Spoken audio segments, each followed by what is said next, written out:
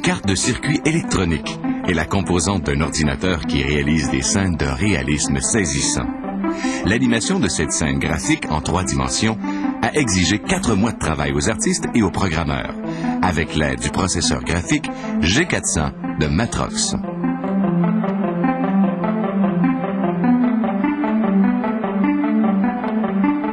Une carte de circuit imprimée est semblable à un immeuble composé d'étages en fibre de verre, de couloirs en cuivre et d'escaliers qui relient les étages entre eux.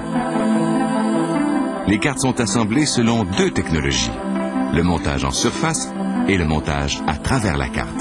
Les composantes sont placées dans les trous et soudées en place. Un stencil sert à appliquer la pâte à souder sur la carte. Cette pâte va souder les composantes en surface. Ici, on met le stencil dans la machine à imprimer. C'est à travers ces trous que coulera la pâte à souder. La machine étend la pâte à souder qui contient, entre autres, de l'étain plomb. Les lames de l'imprimante entrent en action. Elles étendent la pâte à souder sur le stencil. Cette pâte coule à travers les trous du stencil et recouvre les surfaces métalliques de la carte de circuit imprimé, ce qui établira le courant électrique.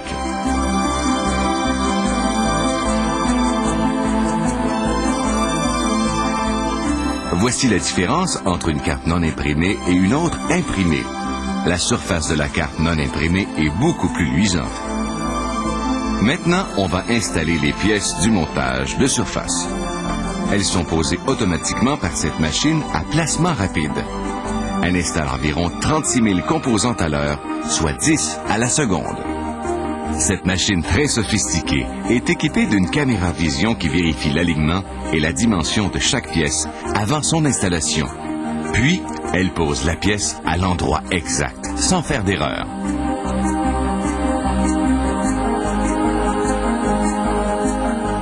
Une autre machine, encore plus précise que la précédente, installe des pièces dont la distance entre 2 pattes est inférieure à 0,5 mm.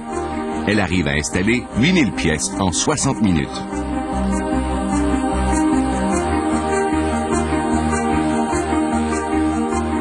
La carte continue son chemin vers le four qui va effectuer une opération essentielle, soit la soudure des composantes du montage. Une fois les composantes fixées, la carte entre dans un four à convection où la chaleur va les souder à la carte. Toutefois, différents connecteurs du montage effectués à travers la carte sont insérés dans leurs trous respectifs. Cette opération exige une grande dextérité et est entièrement réalisée à la main.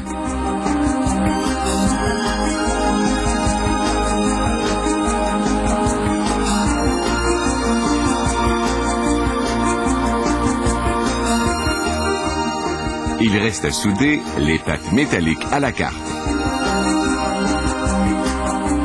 La soudure des composantes du montage à travers la carte est faite par un bain d'étain plomb en fusion à une température de 240 degrés Celsius. Maintenant, tout a été installé. On doit effectuer un premier test électrique. On place la carte sur un lit de clous électrifié. Ces clous entrent en contact avec des points de connexion de la carte, permettant de vérifier la présence de court-circuit ou de circuit ouvert dans la carte.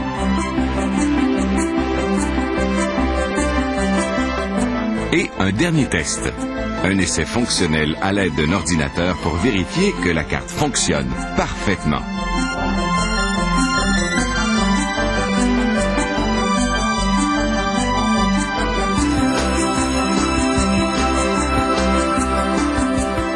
Cette compagnie fabrique 200 modèles de cartes de circuits différents et produit environ 4000 cartes à chaque semaine.